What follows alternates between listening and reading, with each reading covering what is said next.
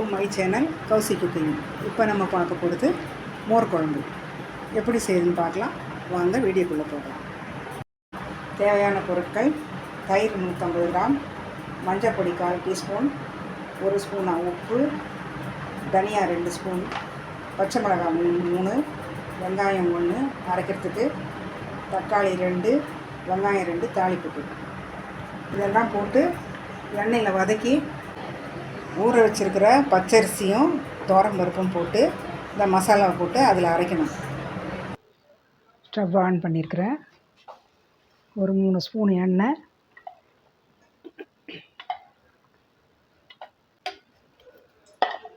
Spoon எண்ணெய் ஊற்றி கடுகு வெடிக்க விடணும். கொஞ்சம் காஞ்ச மிளகா,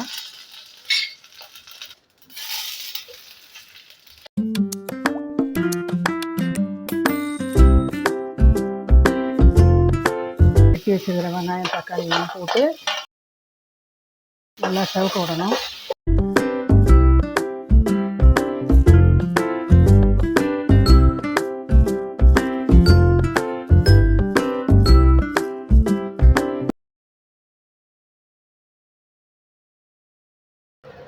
இந்த அரைச்சி வச்சுருக்க காரத்தை இதில் ஊற்றணும்.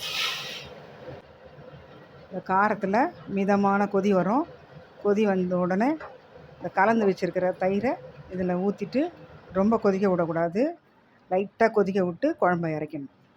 இந்த குழம்பு இறக்கின உடனே உளுந்த வடை சுட்டு இதில் போடணும். போட்டால் நல்லாயிருக்கும். ஆப்ஷன் தான்.